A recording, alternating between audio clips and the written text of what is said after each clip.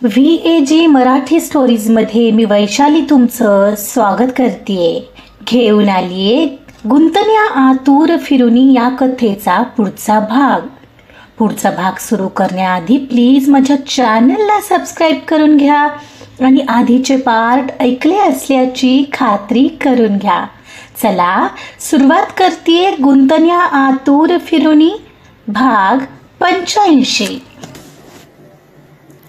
वहिनी भैया चहा रेडी आहे, खाली येताय ना चहासाठी.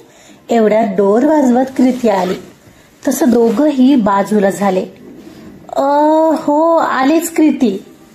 ओके या लवकर म्हणत कृती बहुतेक पुढं निघून गेली.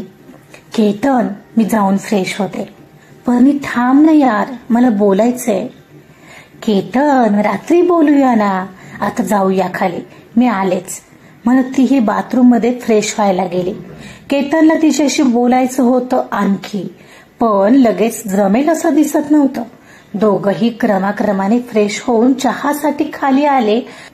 आज कृतीनेच ऑलरेडी चहा बनवला होता. इकडं कियारा तिचं सामान नाईलाजाने पॅक करून घेऊन बाहेर आली. वैतागून तिच्या मम्मा बाबांना म्हणाली, मम्मा बाबा अहो माझा इथं जॉब सुरू आहे, मी असंच नाही येऊ शकत तो सोडून. तुम्ही असे अचानक कसे आलात? का मला सांगा, तिनं तुम्हाला बोलावले? नीलम आता तरी तिला समजावतेस का तू?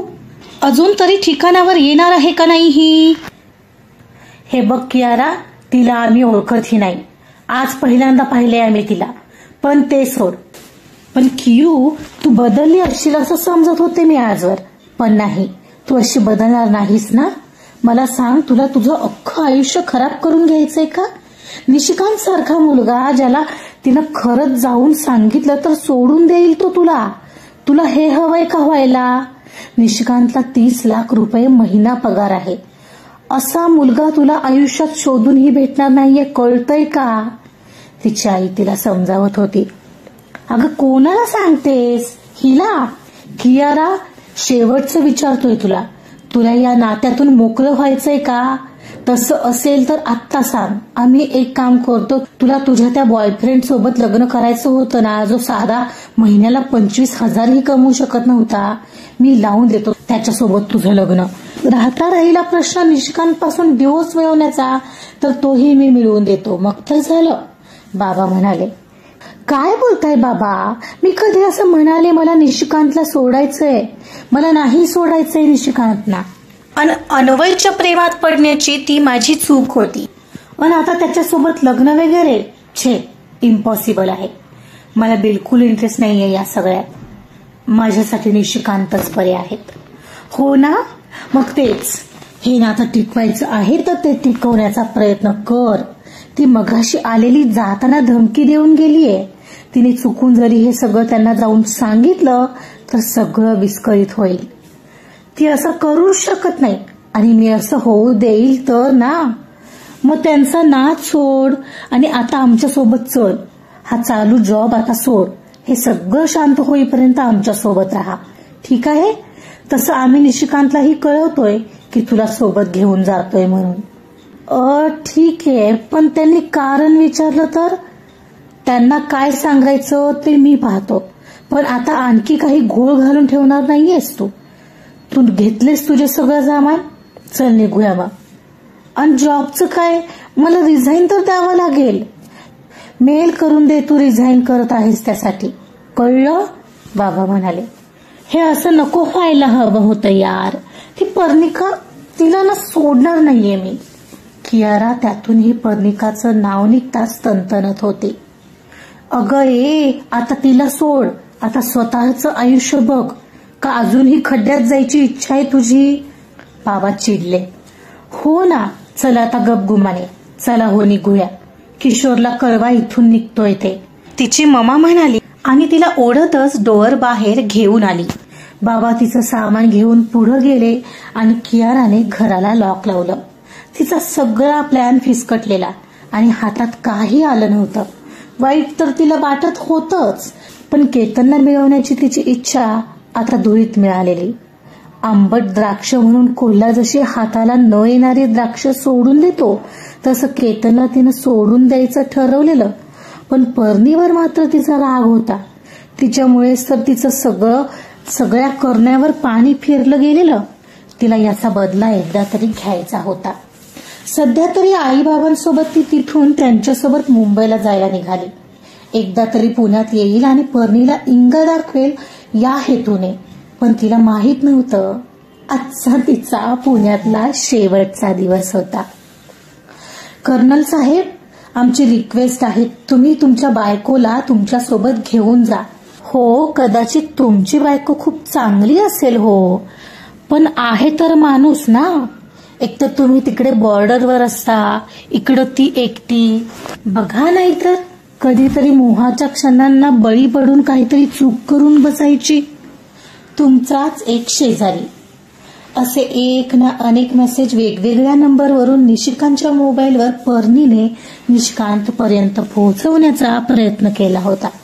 जे रेंजमध्ये आल्यावर त्याला मिळणार होते, त्यामुळे पर्णी निश्चिंत होती.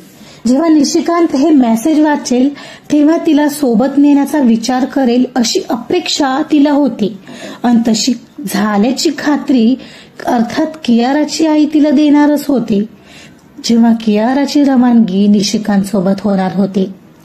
कियारा विषयावर दुपारी पूर्णपणे बोलायचं राहिलेलं केतनचं, त्यामुळे तो त्या रात्री पर्णीची वाट पाहत होता. कारण तिचं नेमका कसलं काम होण्याची ती वाट पाहते, तिचं नेमकं काय चाललंय हे जाणून घ्यायची त्याची उत्सुकता शिगेला पोहोचलेली. आणि त्याला ते काही करून तिच्याकडून जाणून घ्यायचं होतं. पर्णी वर येताच तो तिच्याजवळ आला आणि तिला हाताला पकडून घेऊन बेडवर आणून बसवत तिला पहिला प्रश्न केला. पर्णिका, यार मी इतकी वाट नाही पाहू शकत. पुढं काय ठरवलंयस? म्हणजे नक्की काय प्लॅन वर्क होण्याची वाट पाहते आहेस तू? थोडी तर कल्पना दे मला. म्हणजे माझी मदत लागत असेल तर मीही करेन ना. पर्णी, यार बोल ना आता तरी प्लीज. ओके सांगते. हे बघा, तिच्या नवऱ्याने तिला त्याच्यासोबत घेऊन जावं अशी माझी इच्छा आहे. तेही त्याला तिचं ते खरं रूप न कळता. मग आपलं काम झालं.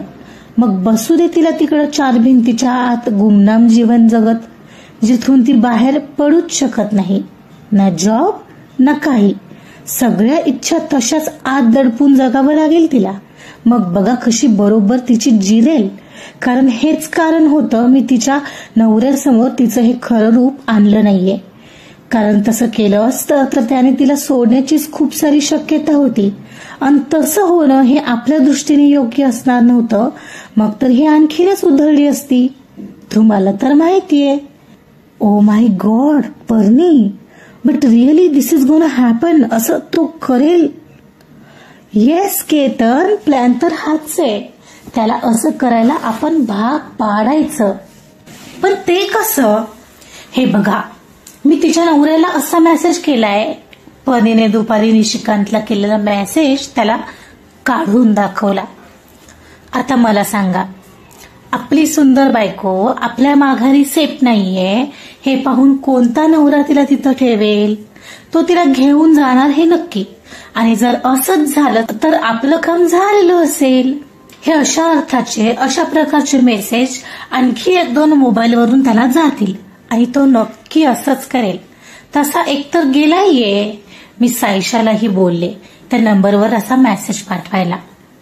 पण पर्णी, तू तुझ्या मोबाईलवरून मेसेज केलायस, मग त्याला कळेल ना. नाही, मी त्यासाठी दुसरं सिम वापरले केतन, जे की ऑलरेडी माझ्या नावावर नाहीये. ओ, काय सांगतेस? मग ठीक आहे. यू आर ग्रेट यार पर्णी. मला माहिती नव्हतं तू इतकी स्मार्ट असशील. I am so much proud of you यार. हो, मग मी आहे स्मार्ट. ती नसलेली कॉलर वर करत म्हणाली. तसं हसत त्याने तिला घट्ट मिठीत घेतलं. आणि हे सगळं ऐकून आता मात्र कियारा प्रकरण कायमचं संपणार याची खात्री केतनलाही वाटू लागलेली. एक आठवडाभराच्या अंतराने ते मेसेज निशिकांतच्या मोबाईलवर जेव्हा तो रेंजमध्ये आला तेव्हा त्याला पोहोचले. त्यात तो घरी आलेला तेव्हा घरी आलेला केतनला त्याने पाहिलेलं. तिचा बॉस त्याच्या माघारी घरी येऊ शकतो, म्हणजे कोणीही येऊ शकतो, हे साहजिकच त्याला लक्षात येत होतं. पण तरीही नेमकं काय झालंय हे त्याला जाणून घ्यायचं होतं. आणि त्यामधीलच एका मेसेज मधल्या त्याने रॅन्डमली सिलेक्ट केलेल्या एका नंबरवर कॉल लावला, जो की नेमका पर्णिकालाच लागला. स्टुडिओत असताना पर्णीला निशिकांतच्या मोबाईलवरून कॉल येऊ लागला. तसा तिनं तो क्षणाचाही विलंब न करता उचलला आणि बाजूला आली. हॅलो, कोण बोलतंय? पर्णिकाने फोन कॉल उचलताच समोरून निशिकांतचा आवाज आला. आपल्याला कोण हवंय? तुम्ही फोन केलाय मला, पर्णिका मुद्दाम म्हणाली. हे पहा, या नंबरवरून मला असा मेसेज आला होता की. ओके ओके, तुम्ही मिसेस कियाराचे मिस्टर. मी मिसेस परेरा. हे बघा सर, मी फक्त सावध केलं तुम्हाला. काय हे माझा नवरा म्हणा किंवा आपल्याच सोसायटीमधले इतर बायकांचे नवरे हल्ली काहीतरी कारण काढून कियारा मॅमशी बोलण्याचा प्रयत्न करतात. त्या असतील हो चांगल्या, पण काय आहे, कोणाचं काय सांगावं, म्हणून म्हटलं तुम्ही आपलं त्यांना सोबत न्या. आमचं नसतं टेन्शन कमी होईल.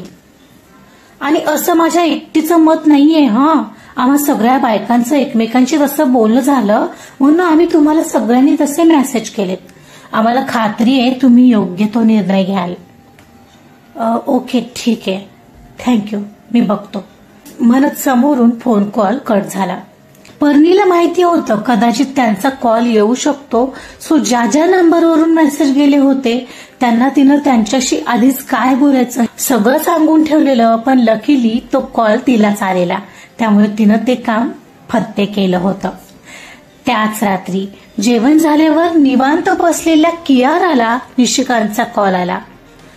हॅलो निशिकांत, जस्ट तुम्हालाच मिस करत होते, बोला ना, ती नेहमीप्रमाणे खोटं बोलली. कियारा, उद्या तुझं सामान पॅक करून ठेवत आहेस. तू इथून पुढे माझ्या सोबत राहणार आहेस. का पण? काय झालं? काही झालं नाहीये, पण काही व्हायची वाट पाहू नाही ना शकत मी. असं का बोलताय निशिकांत? मी तसंही आता काही दिवसांसाठी आईकडे आलीये, तिथं नाहीच राहते. तुला माझ्यासोबत यायला काही प्रॉब्लेम आहे का? त्याचा आवाज वाढला पाहून ती नरमली. नाही, असं काहीच नाहीये. हे बघ कियारा, मी एक मिलिटरी मॅन आहे, विसरू नकोस. तसंही मी जस्ट एक अशी केस पाहिलीये जी माझ्या एका जवळच्या मित्राबाबत घडलेली. त्याने तिच्या बायकोला खूप सारी सूट देऊन ठेवली. तिला पुढे शिकवत होता, तिच्यासाठी तिला रूम घेऊन दिली, पण ती त्याला फसवत होती. एक दिवशी घरी सरप्राईज द्यायला आलेल्या त्याने तिला रंगे हात पकडलं, तेही तिच्या बॉयफ्रेंड सोबत. ओ अरे बापरे, सो सॅड. पण अहो तुम्हाला काय म्हणायचंय? मी तुम्हाला फसवते असं वाटतं का तुम्हाला? निशिकांत, तुमचा विश्वास नाहीये का माझ्यावर? ती गडबडून उठून गॅलरीमध्ये जात म्हणाली. तिला क्षणभर पर्णीने त्याला सगळं सांगितलं की काय असंच वाटून गेलं. ती क्षणभर घाबरलेली. कियारा, माझा विश्वास आहे तुझ्यावर, पण मी जस्ट तुझ्या माहितीसाठी सांगतोय, असंही घडतं. It's strange. तो बिचारा डिप्रेशन मध्ये गेला माहितीये. हे सगळं मलाच पाहून प्रचंड वाईट वाटलं. Feeling so sad for him. But मी असं नाहीये. मी जर त्याच्या जागी असतो ना, आणि जर माझ्या समोर असं काही आलं असतं ना, तर आय स्वेअर मी माझ्या बंदुकीतल्या सगळ्या गोळ्या त्या बाईच्या डोक्यात उतरवल्या असत्या. निशिकांत, हो काय बोलताय? ती घाबरूनच म्हणाली. हो मग काय, तिची हिंमत कशी झाली असं वागायची? ते सोड, तू तशी नाहीये हे मला माहितीये. But I hate dishonesty. तर तू तुझं सामान पॅक करून ठेव, मी परवा सकाळी तुला न्यायला पोचतोय. ओके, चल, काळजी घे. I love you. Love you too Nishikant. चल मग, मी परवा सकाळी पोचतोय. आता दिल्ली एअरपोर्टवर आहे, भेटू मग परवा. ओके, तिने म्हणताच फोन कॉल कट झाला. आणि आता मात्र कियाराची भीतीने गाळण उडाली. आता तिला काही ऑप्शनच नव्हता निशिकांत सोबत जाण्याशिवाय. ती त्याला काहीच बोलू शकत नव्हती. तिने मात्र मुकाट्याने तिचं सामान पॅक करायला घेतलं. आता कसलीही पळवाट तिला निशिकांत पासून वाचवू शकत नव्हती हे तिला कळून चुकलेलं. सगळ्यात मोठी भीती होती पर्णीची, कारण तिच्याकडे तो व्हिडिओ रेकॉर्डिंग होता. गप्प राहण्याखेरीज आणि जे चाललंय ते चालू देण्याखेरीज तिला मात्र आता समोर काहीही पर्याय दिसत नव्हता. पर्णीने कियाराचा केलेला बंदोबस्त तुम्हाला कसा वाटला?